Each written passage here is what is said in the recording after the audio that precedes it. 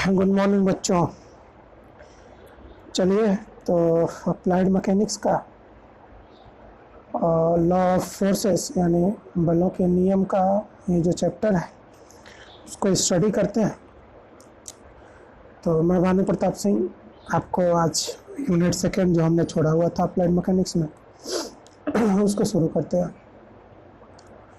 तो सबसे पहले लॉ ऑफ फोर्सेस को जानने से पहले हम फोर्स को जान लेते हैं। फोर्स होता क्या है, बल होता क्या है। तो जैसे बल की परिभाषा ये है कि बल वह कारक है या बल वह कारण है जो पिंड की विरामावस्था या एक समान गत्यावस्था को या गतिमान अवस्था को बदल देता है या बदलने का प्रयास करता है। A force is any interaction that when opposed will change the motion of the object. A force is any interaction that when opposed will change the motion of the object। जो मैंने अभी हिंदी में बच्चों बोला है, आप लोग वीडियो को पॉज कर करके लिखते रहिएगा या एक काम करिएगा, एक बार वीडियोस देख लीजिएगा और दूसरी बार लिखने का काम करिएगा। ये बढ़िया रहेगा हिंदी वाले बच्चों के लिए भी और इंग्लिश वाले बच्चों के लिए भी। चलिए, तो जैसे हम जानते हैं बल के पास परिमाण और दिशा दोनों होता है। तो जिसमें परिमाण और दिशा दोनों हो वो क्या होगा, वेक्टर क्वांटिटी होगी। मतलब कैसी राशि होगी, सदिश राशियाँ होंगी। तो has magnitude and direction hence it is vector quantity. तो बल की जो परिकल्पना है, मतलब कॉन्सेप्ट ऑफ जो फोर्स है वो कहाँ से आता है। तो न्यूटन का जो प्रथम नियम है, न्यूटन का प्रथम नियम क्या कहता है तो आप जानते होंगे, नहीं भी जानते हैं तो मैं बोल दे रहा हूँ। प्रत्येक पिंड अपनी विरामावस्था या एक समान गत्यावस्था को बनाए रखता है जब तक कि वह किसी वह कारण जिसे बल कह रहे हैं द्वारा अवस्था परिवर्तन के लिए बाध्य न किया जाए।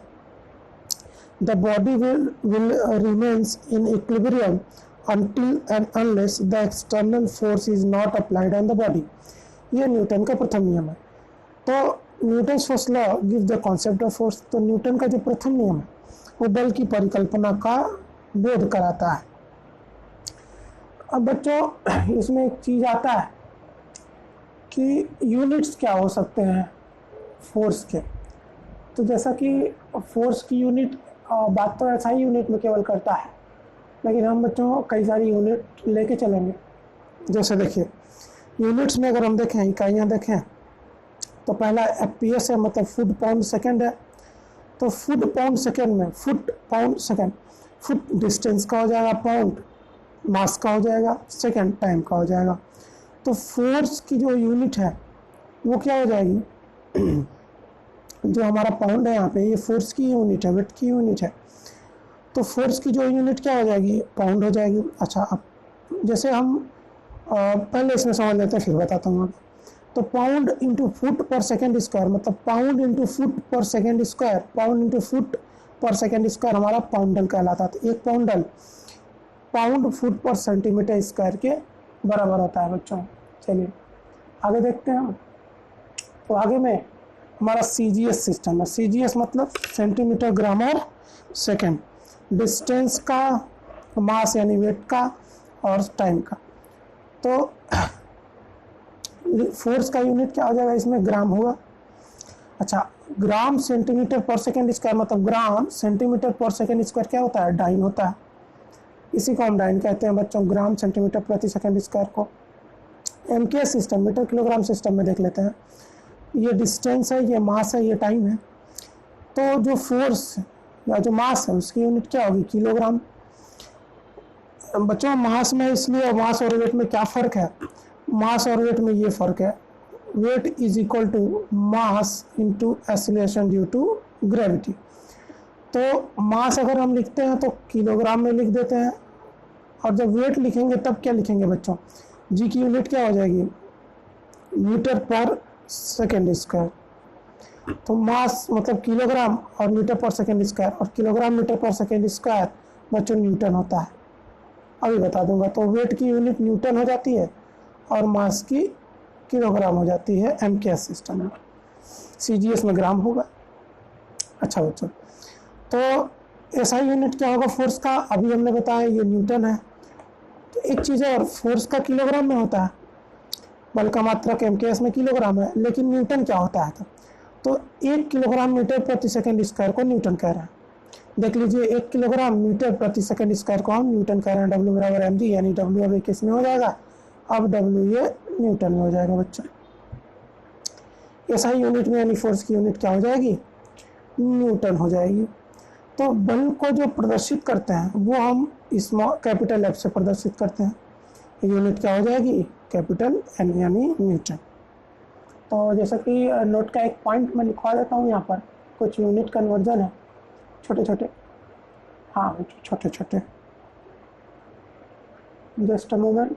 या 1 न्यूटन में 10⁵ डाइन होता है। 1 न्यूटन इक्वल टू 10⁵ डाइन, या 1 डाइन इक्वल टू 1/10⁵ न्यूटन।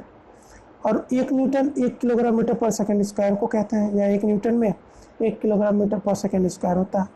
और 1 पाउंड कितने किलोग्राम के बराबर होता है बच्चों, तो 1 पाउंड 453.592 ग्राम, 453.592 ग्राम। अगर इसको किलोग्राम में बदलें तो 1000 से भाग दे दें तो आ जाएगा 0.4535 किलोग्राम। तो बच्चों जो आप लोग केक को खरीदते हैं ना, कहते हैं 1 पाउंड 2 पाउंड, तो यही है वो। 1 पाउंड में कितना है, 453.592 ग्राम होता है। ठीक है बच्चों, चलिए आगे बढ़ते हैं। चलिए बच्चों, तो देखते हैं आगे। अब क्या है कि बल का प्रभाव क्या है, इफेक्ट ऑफ फोर्स क्या है।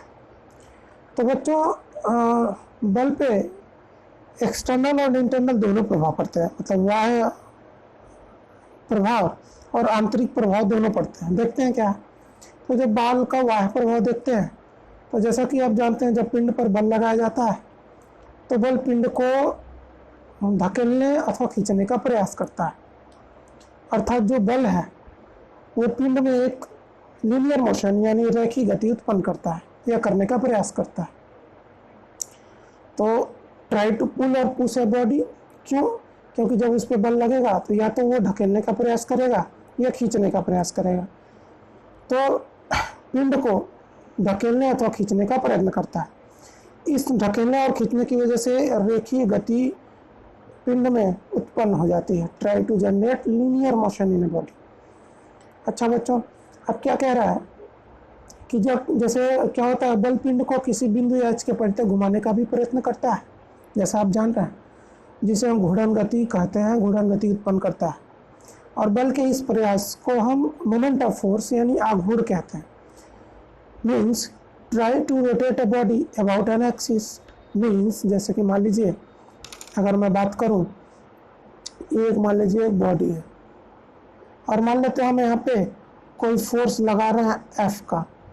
ये फोर्स एफ यहाँ पे मान लीजिए हमने इस पे पिन जॉइंट किया हुआ है, तो ये फोर्स एफ क्या करेगा, इस बॉडी को इस एक्सिस के अबाउट रोटेट कराने का प्रयत्न करेगा। इसी को मोमेंट ऑफ फोर्स यानी आघूर्ण कहेंगे। फोर्स इनटू डिस्टेंस, बल गुणे दूरी। तो क्या, try to rotate a body about an axis या point, generate rotational motion called moment of force. वही बच्चे जो हमने हिंदी बोला, मतलब क्या, किसी पिंड को किसी अक्ष अथवा बिंदु के परितः घुमाने का प्रयत्न करता है, जिसके कारण पिंड में घुमाव गति या घूर्णन गति उत्पन्न हो जाती है, जिससे हम मोमेंट ऑफ फोर्स, बल का आघूर्ण या सिंपली आघूर्ण कहते हैं। अब बच्चों अगर ये बॉडी हम एक कंजंक्शन मानते हैं कि अगर परिकल्पना मान लेते हैं या मान्यताएं क्या है कि अगर बॉडी एंटी क्लॉकवाइज, अगर ये बॉडी एंटी क्लॉकवाइज रोटेट होना शुरू होती है तो हम उसको पॉजिटिव लेते हैं, मोमेंट पॉजिटिव होगा। अगर ये बॉडी क्लॉकवाइज रोटेट होना शुरू करती है तो हम इसको, अगर ये क्लॉकवाइज रोटेट होगी मीन्स अगर ये क्लॉकवाइज रोटेट होगी तो हम इसको माइनस लेंगे। ठीक है बच्चों, चलिए आगे बढ़ते हैं। अच्छा, एक चीज़ और आप लोगों को बतानी थी, वो ये कि इंटरनल इफेक्ट क्या है, आंतरिक प्रभाव क्या है बल का। हम जानते हैं जब पिंड पर बल लगाया जाता है तो बल पिंड के विभिन्न कणों के मध्य दूरियों को बदलेगा या बदलने का प्रयास करेगा, जिसके कारण पिंड अपने आकार को परिवर्तित करने का प्रयास करेगा, मतलब उसमें विरूपण आएगा, डिफॉर्मेशन आएगा या पिंड का आकार बदल जाएगा।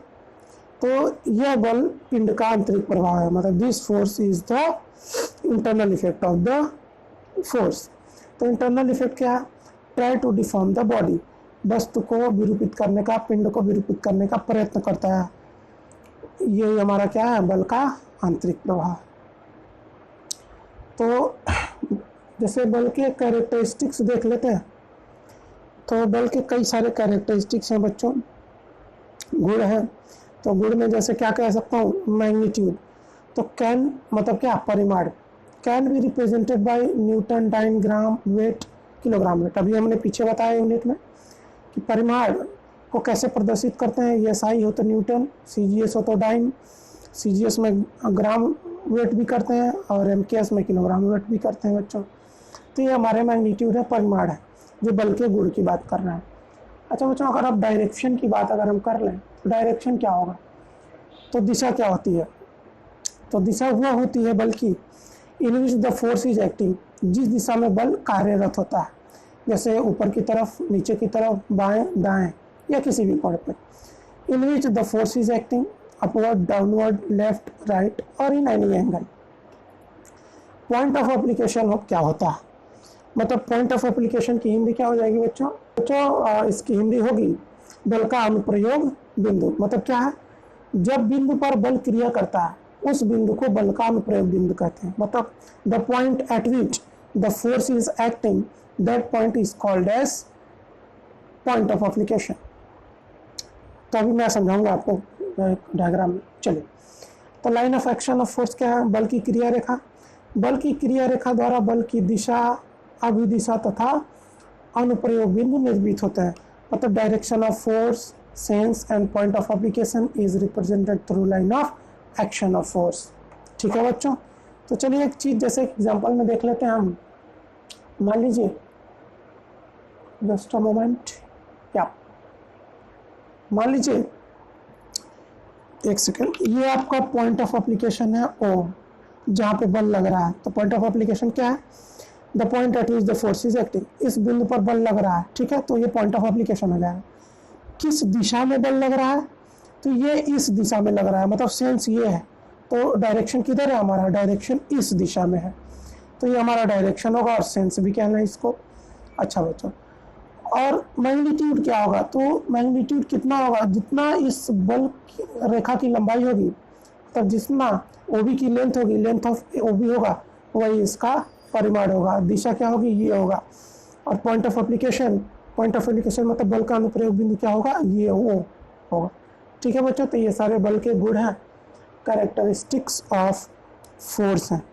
चलिए बच्चों आगे देखते हैं। चलिए बच्चों, अगला है टाइप ऑफ फोर्स, बल के प्रकार। बल या लोड मैं कह सकता हूँ। बेसिकली फोर्स और लोड में क्या डिफरेंस है। Force can be applied in any direction but the load will be in downward direction. ठीक है बच्चों, तो मतलब बल किसी भी दिशा में लगाया जा सकता है, लेकिन जो बोझ होता है, जो भार होता है, वो नीचे की तरफ लगता है। तो पॉइंट फोर्स एक कंसंट्रेटेड फोर्स, मतलब बिंदु भार या संकेंद्रित भार, बिंदु बल या संकेंद्रित बल भी कहते हैं। तो चलो बच्चों, ये क्या है देख लेते हैं। A point force is any force where the point of application is considered to be a single point। मतलब बिंदु बल किसी भी प्रकार का वह बल होता है जहां पॉइंट ऑफ एप्लीकेशन मतलब बल का अनुप्रयोग बिंदु एक एकल बिंदु माना जा सकता है। मतलब कि ऐसा पॉइंट, ऐसा लाइन ऑफ एप्लीकेशन या पॉइंट ऑफ एप्लीकेशन जहाँ पर फोर्स को एक पॉइंट की तरह कंसिडर कर सकें, एक बिंदु की तरह हम निरूपित कर सकें, मान सकें, वही हमारा क्या होगा, पॉइंट फोर्स होगा, कंसंट्रेटेड फोर्स होगा। तो सामान्य भाषा में अगर मैं कहूँ तो ज़्यादातर जो बल हैं वो सतह बल होते हैं, सरफेस फोर्स होते हैं। जैसे मैं एक अगर आपको डायग्राम से समझाऊँ पॉइंट फोर्स या कंसंट्रेटेड फोर्स क्या होगा, तो ज़रा समझ लीजिए इसको। मान लीजिए हमारा ऑब्जेक्ट है, बॉडी है, पिंड है। इस ऑब्जेक्ट पे हम 6000 न्यूटन का फोर्स लगा रहे हैं। इस पॉइंट पर हम 6000 न्यूटन का फोर्स लगा रहे हैं। किस दिशा में, इस दिशा में। तो अगर इस रेखा को हम आगे बढ़ाएं तो ये रेखा क्या होगी, line of application of force होगी ना बच्चों। Line of application of force बल का अनुप्रयोग बिंदु होगा, या रेखा होगी बल के अनुप्रयोग, या line of action of force बल की क्रिया रेखा होगी। तो ये बल की क्रिया रेखा होगी और ये हमारा point of application of force होगा, मतलब जिस बिंदु पर या बल का अनुप्रयोग बिंदु जिस बिंदु पर बल लग रहा है। तो पॉइंट फोर्स क्या है? जब हम line of application of force बल की क्रिया रेखा को एक बिंदु द्वारा निरूपित कर सकें या एक बिंदु पर संकेंद्रित मान सकें, वही हमारा बिंदु बल होगा या संकेंद्रित बल होगा बच्चों। तो a vector representation of A point force, और जो ये वेक्टर है ये एक पॉइंट पे लग रहा है, मतलब दिस वेक्टर या सदिश या this vector representation of a point force एक बिंदु पर लगे गए बल को निरूपित कर रहा है। ठीक है बच्चों, चलिए तो आगे बढ़ते हैं और हम देखते हैं कि मैं यूनिफॉर्मली डिस्ट्रीब्यूटेड फोर्स क्या है। एक समान वितरित बल या भार कहूँ, एक समान वितरित भार। तो एक समान वितरित भार क्या है? द मैग्नीट्यूड ऑफ फोर्स और load remains uniform throughout the whole element. संपूर्ण अवयव पर जो बल होता है एक समान वितरित होता है, या मैं कहूँ संपूर्ण अवयव पर जो बल का परिमाण होता है वो एक समान वितरित होता है। जैसे मैं अगर बात करूँ, ये अगर फिक्स्ड बीम है, हालांकि यहाँ पे फिक्स्ड बीम दिखाया गया, फिक्स बीम पर अगर जो वेट है देख सकते हैं आप, यहाँ भी इक्वल, यहाँ भी इक्वल, यहाँ भी इक्वल, यहाँ भी इक्वल, यहाँ भी इक्वल, यहाँ भी, मतलब बीम के किसी भी पॉइंट पे जो हमारा फोर्स है या जो लोड है वो एक समान है, यूनिफॉर्म है, कहीं बदल नहीं रहा है। इसको हम यूनिफॉर्मली, और डिस्ट्रीब्यूटेड क्यों? क्योंकि एक समान डिस्ट्रीब्यूट किया गया, तो एक समान डिस्ट्रीब्यूटेड है, इसीलिए हम यूनिफॉर्मली डिस्ट्रीब्यूटेड फोर्स, एक समान वितरित बल कह रहे हैं बच्चों। तो अगला है यूनिफॉर्मली बेयरिंग लोड, एक समान बदलता हुआ भार। अब इसमें क्या है बच्चों? तो कुछ नहीं है, जैसे फोर्स और load is 0 at one end and increase या increases uniformly to the other end. बल अथवा भार एक सिरे पर शून्य होता है तथा एक समान बढ़ता हुआ दूसरे सिरे पर बढ़ता रहता है। या वैसे कहूँ कि बल अथवा भार एक सिरे पर शून्य होता है और दूसरे सिरे पर एक समान बढ़ता ही रहता है। तो देख सकते हैं आप, ये क्या हो रहा है? यहाँ पे 0 है और यहाँ पे यूनिफॉर्मली इंक्रीज कर रहा है, एक समान बढ़ता जा रहा है दूसरे सिरे पर। तो इसको हम यूनिफॉर्मली बेयरिंग लोड यानी यूबीएल यानी फोर्स भी कह सकते हैं लोड को, यानी एक समान बढ़ता हुआ बल कह लेंगे। ठीक है बच्चों, चलिए आगे बढ़ते हैं। हम देखते हैं सिस्टम ऑफ फोर्सेस क्या है। तो सिस्टम ऑफ फोर्सेस मतलब बलों के जो निकाय है या बल निकाय है वो क्या है? तो बच्चों बल निकाय 2 प्रकार का होता है। पहला कोप्लानर फोर्सेस मतलब समतलीय बल, और दूसरा नॉन कोप्लानर फोर्सेस असमतलीय बल। मैं अभी सब समझाऊंगा, पहले मैं साइमल्टेनियसली सबकी हिंदी इंग्लिश कन्वर्ट कर दूं, फिर मतलब टाइप्स बता दूं, फिर अंदर उसमें डेफिनेशन में जाएंगे। अब कोप्लानर फोर्सेस यानी समतलीय बल 3 तरह के होते हैं। कॉन्करेंट फोर्सेस मतलब कोप्लानर कॉन्करेंट फोर्सेस, समतलीय संगामी बल। दूसरा non concurrent forces, coplanar non concurrent forces, समतलीय असंगामी बल। तीसरा है कोप्लानर पैरेलल फोर्सेस, समतलीय समांतर बल। ठीक है बच्चों, अब समतलीय समांतर बल मतलब कोप्लानर पैरेलल फोर्सेस भी 2 तरह के, लाइक पैरेलल फोर्सेस समदिश समांतर बल, और अनलाइक पैरेलल फोर्सेस यानी अदिश। यहाँ पे आप देख सकते हैं पैरेलल फोर्सेस यानी समतलीय, कोप्लानर पैरेलल फोर्सेस यानी समतलीय समांतर बल भी 2 तरह के, लाइक पैरेलल फोर्सेस मतलब क्या? समदिश समांतर बल, और अनलाइक पैरेलल फोर्सेस यानी विपरीत दिशा या विपरीत दिश समांतर बल। ठीक है बच्चों, अच्छा अब आते हैं नॉन कॉन्करेंट फोर्सेस में मतलब असमतलीय बल में। तो असमतलीय बल भी 3 तरह का होता है। Non coplanar non concurrent forces असमतलीय असंगामी बल। दूसरा कॉन्करेंट फोर्सेस मतलब नॉन कोप्लानर कॉन्करेंट फोर्सेस तो असमतलीय संगामी बल।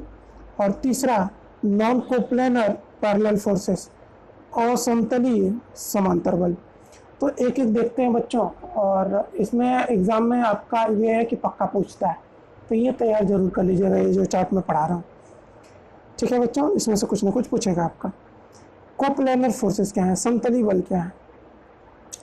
तो बच्चों समतली बल वो बल होते हैं जब किसी बल निकाय के सभी बलों की क्रिया रेखाएं एक ही तल में स्थित हों तथा एक ही बिंदु पर मिलती हों। तो मिलने का भी छोड़िए, पहले आप समतली जानिए। यदि किसी बल निकाय के सभी बल एक ही तल में हो तो ऐसे बल निकाय को या ऐसे निकाय को समतली बल निकाय कहते हैं। जैसा कि अब डायग्राम में मैं इंग्लिश में पहले बोल दूं, कोप्लानर फोर्सेस क्या है? If all the forces of a system of force lies in same plane, then this system is called coplanar forces। मतलब देख लीजिए आप कि क्या कह रहा है कोप्लानर। यदि किसी बल निकाय के सभी बल, मतलब जैसे मान लीजिए हम तीन प्लेन ले रहे हैं, ए बी सी और डी, ये प्लेन है, एक ही प्लेन है। अब एक ही प्लेन में समतलीय बल क्या है? एक ही प्लेन में है सभी बल में, जैसे हमने तीन बल लिए हैं पी क्यू और आर, पी क्यू और आर बल, सभी बल एक ही प्लेन में है। तो देख सकते हैं आप, जो पी है, क्यू है, आर है, तीनों क्या है? एक ही है, एक ही प्लेन में है। तो ऐसे बल को, मतलब जो पी क्यू आर है वो ए बी सी डी एक ही प्लेन में है, तो ये समतली बल कहलाएंगे। अब समतली बल में कई तरह के हैं। समतली कॉन्करेंट फोर्सेस, मतलब कोप्लानर कॉन्करेंट फोर्सेस, समतली संगामी बल। तो समतली का मतलब कि सारे बल एक ही प्लेन में होंगे। तो बार बार इसको नहीं समझाऊंगा। कोप्लानर का मतलब all the forces are lies in a same plane, ठीक है। तो अब इसमें कई टाइप्स के हैं। तो कॉन्करेंट का मतलब क्या? संगामी का मतलब क्या होता है? जब, जैसे इसकी परिभाषा अगर मैं बोलूं, यदि किसी बल निकाय के सभी बल की क्रिया रेखाएं एक ही तल में स्थित हों और ये एक ही बिंदु पर मिलते हों या मिलते हुए प्रतीत हों, तो ऐसे बलों को समतली संगामी बल कहते हैं। If all the forces are acting in a same plane and the line of action of all the forces are passes from a single point, that will be called as coplanar concurrent forces. तो देख लीजिए, A B C D एक ही plane है, ठीक है, A B C D एक ही plane है। A B C D एक ही प्लेन में पी क्यू आर एस चार बल हैं और चारों की जो क्रिया रेखा है उन सब का पॉइंट ऑफ एप्लीकेशन, जो लाइन ऑफ एक्शन है, उन सब का पॉइंट ऑफ एप्लीकेशन, बल की जो क्रिया बिंदु है वो एक ही है। मतलब पी भी यहीं से जा रहा है, क्यू भी यहीं से जा रहा है, आर भी यहीं से जा रहा है, एस भी, मतलब चारों बल एक बिंदु पर मिलते हैं। कॉन्करेंट संगामी बल कहलाएगा, ठीक है बच्चों। चलिए अब नॉन कॉन्करेंट फोर्सेस क्या है? तो यही वाला है, मतलब जब ये सिस्टम के सभी बल, मतलब ए बी सी डी एक प्लेन है, एक समतल है, और इस समतल में जितने भी बल है पी क्यू आर, कुछ भी मान लीजिए पी क्यू आर एस, सभी बल क्या है? एक ही समतल में तो है, लेकिन जो है इनकी क्रिया रेखा है एक ही तल में है, लेकिन ये एक बिंदु पर नहीं मिलते और ना ही मिलते हुए प्रतीत होते हैं और ना ही समांतर है। तो ऐसे बलों को समतली और संगामी बल कहेंगे। When all the forces of a system lies in a same plane, but the forces are neither parallel nor passing through a point, is called as non-concurrent forces, coplanar non-concurrent forces। ठीक है बच्चों, मतलब ये random है, कहीं कोई ना तो कॉन्करेंट है, ना तो मिल रहा है, ना तो पैरेलल है, तो रैंडम है, लेकिन है एक ही समतल में, तो इसको नॉन कॉन्करेंट असंगामी, मतलब संगामी नहीं है, कहीं एक पॉइंट पे ये मिल नहीं रहे हैं। आप सबकी क्रिया रेखा देखेंगे तो सब अलग अलग है, न मिलते हुए प्रतीत हो रहे हैं। तो ऐसे बलों को हम क्या कह सकते हैं? ऐसे बलों को हम असंगामी बल कह सकते हैं। कैसे असंगामी? तो समतल असंगामी बल, कोप्लानर नॉन कॉन्करेंट फोर्सेस कहेंगे। ठीक है बच्चों, चलिए लास्ट देखते हैं इसका पैरेलल। तो पैरेलल क्या हो जाएगा? तो पैरेलल मतलब समांतर, तो कोप्लानर पैरेलल फोर्सेस, समतल समांतर बल या समतली समांतर बल। तो समतली समांतर बल क्या है, पहले मैं परिभाषा बता दूं। तो यदि किसी बल निकाय के सभी बलों की क्रिया रेखाएं एक ही तल में हो, मतलब समतली, एक ही तल में हो या एक ही तल में स्थित हो और परस्पर समांतर हो, तो ऐसे बलों को समतली समांतर बल कहते हैं। When the line of action of all the forces are parallel to each other या parallel to others and they all are lie in the same plane, that force system is called as coplanar parallel force।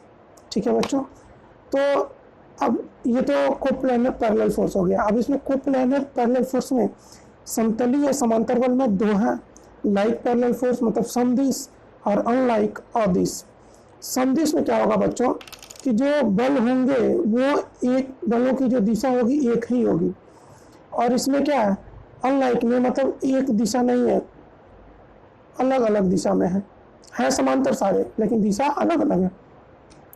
तो like parallel forces क्या होंगे, समांतर समतली समांतर समदिश बल क्या हो जाएंगे, मतलब coplanar like parallel forces. When all the forces are lie in the same plane and the direction of all the forces are in same and also parallel to each other, they will called as coplanar like parallel forces। अब coplanar unlike parallel forces क्या हो जाएगा, समतलीय अदिश समांतर बल क्या हो जाएंगे, जब सारे बल किसी एक समतल में स्थित हो और बलों की दिशा विपरीत हो तथा बल एक दूसरे के समांतर हो तो उसको समतलीय अदिश समांतर बल कहेंगे। When all the forces are lying in the same plane and the direction of each force are different but they are parallel to each other, that force system is called as coplanar unlike parallel forces। ठीक है बच्चों, चलिए अभी तो हमने coplanar देखा, non coplanar समझ लेते हैं। मतलब क्या, असमतलीय बल। तो असमतलीय बल क्या होते हैं बच्चों, तो असमतलीय बल भी तीन तरह के, नॉन कॉन्करेंट असंगामी, असमतलीय असंगामी बल, नॉन कोप्लानर कॉन्करेंट मतलब असमतलीय संगामी बल, और तीसरा नॉन कोप्लानर पैरेलल फोर्सेस असमतलीय समांतर बल। तो पहले असमतलीय आप समझिए, नॉन कोप्लानर समझिए, बाकी तीनों से जोड़ लीजिएगा, मैं बताऊंगा। नॉन कोप्लानर क्या है, असमतलीय बल क्या है, जब बल लिखा है कि सभी बलों की क्रिया रेखाएं एक ही तल में न हो या एक ही तल में न होकर भिन्न भिन्न तलों में हो, उन्हें असमतलीय बल कहेंगे। When the line of action of force of a force system are not in the same plane but they are in the different plane, that will be called as non-coplanar forces। तो अब ये तीन तरह के हैं, non concurrent, जैसा कि आप देख सकते हैं नॉन कोप्लानर का मतलब ये, यहाँ पे बच्चों आप देख रहे होंगे तीनों बल एक ही प्लेन में है लेकिन यहाँ पे सब बल अलग अलग प्लेन में है। देखिए जैसे P इस प्लेन में है, Q ये ऊपर वाले प्लेन में है, R ये इधर वाले प्लेन में है। देखिए P जो है हमारा इस प्लेन में है, इसमें जो Q है हमारा, ये जो P है वो इस प्लेन में लग रहा है और जो Q है वो इस प्लेन में लग रहा है, R इस वाले प्लेन में लग रहा है, S इस वाले प्लेन में लग रहा है और T इस वाले प्लेन में लग रहा है। मतलब सभी बलों का जो समतल है वो भिन्न भिन्न है, कोई एक प्लेन में नहीं है। When the forces are in the different plane then it will be called as non-coplanar forces, असमतलीय बल। ठीक है, अब नॉन कॉन्करेंट क्या है, असंगामी क्या है, तो असंगामी जानने का मतलब ये है कि जब बलों की क्रिया रेखाएं विभिन्न तलों में तो होती ही हैं लेकिन किसी एक बिंदु से नहीं गुजरती हैं और न ही गुजरती हुई प्रतीत होती हैं। तो जैसा आप इसमें देख सकते हैं नॉन कॉन्करेंट असंगामी में, मतलब सभी बलों की क्रिया रेखाएं अलग अलग बिंदु से हैं, एक बिंदु से नहीं गुजर रही है। जैसा इसमें था एक बिंदु से नहीं गुजर रही है, मतलब सारे बल भी अलग अलग समतल में हैं और सारे बलों का जो बिंदु है पॉइंट है वो भी अलग अलग है, मतलब किसी एक बिंदु से नहीं जा रहा है। तो non concurrent non coplanar forces, असंगामी असमतलीय बल। अब इसमें असमतलीय संगामी क्या होंगे, तो बलों के जो समतल है वो तो अलग अलग होंगे। जैसे P यहाँ पे देख लीजिए, एक सेकेंड, जैसे P इस समतल में है, Q इस समतल में है, R इस प्लेन में है, S इस प्लेन में है, तो सबका प्लेन अलग अलग है। P Q R S का समतल अलग अलग है, तो नॉन कोप्लानर असमतली। लेकिन कॉन्करेंट का मतलब ये कि सारे बल एक ही बिंदु से जा रहे हैं, ये जो पॉइंट O है वहीं से जा रहे हैं, मतलब सारे बल किसी एक बिंदु पर मिलते हैं या मिलते हुए प्रतीत हो रहे हैं। All the forces are passing through the same point or intersecting at the same point, at that point it is called as concurrent, and because the planes are different, hence it is called as non-coplanar. So non-coplanar concurrent forces। अच्छा बच्चों, अब non coplanar parallel forces देख लेते हैं। मतलब असमतली समांतर बल, तो जैसा कि हमेशा से देख रहे हैं हम लोग, असमतली समांतर बल क्या होगा? तो जब बलों के समतल भिन्न भिन्न हो और बलों की क्रिया रेखा एक दूसरे के समांतर हो तो उसको हम असमतली समांतर बल कहेंगे। When the line of action of force are in different plane but parallel to each other, it will be called as non-coplanar parallel forces। देख लीजिए, P इस प्लेन में है, P इस प्लेन में है, Q इस नीचे वाले प्लेन में है, Q इस नीचे वाले प्लेन में है, R इस प्लेन में है और S इस प्लेन में है। तो प्लेन सबका अलग अलग है, लेकिन आप ध्यान से अगर देखेंगे तो ये सारे के सारे एक दूसरे के पैरेलल हैं, समांतर हैं। तो ऐसे बलों को हम क्या कहेंगे? असमतलीय समांतर बल निकाय कहेंगे, non coplanar parallel force system कहेंगे। ठीक है बच्चों, तो इस वीडियो को यहीं पे पॉज करते हैं, वीडियोस लंबा हो जाएंगे, आप लोग बोर हो जाएंगे, तो इस वीडियो को यहाँ पे पॉज करते हैं। आगे हम चलेंगे principle of transmissibility of forces, उसको देखेंगे अगले वीडियोस में। फिलहाल ये वीडियोस यहाँ तक। ठीक है बच्चों, पहले एक बार आप वीडियो देख लीजिएगा, अच्छे से समझ लीजिएगा, फिर दूसरी बार आप नोट्स बनाइएगा। नोट्स आप हिंदी में बनाएंगे तो आप हिंदी में लिखिएगा, नोट्स आप इंग्लिश में बनाएंगे तो आप इंग्लिश में लिखिएगा। कोई दिक्कत नहीं होनी चाहिए। मैंने साइमल्टेनियसली साथ ही साथ सब चीज़ों को इंग्लिश और हिंदी दोनों में कन्वर्ट किया है। आई होप आप समझ रहे होंगे। ओके बच्चों, बाय।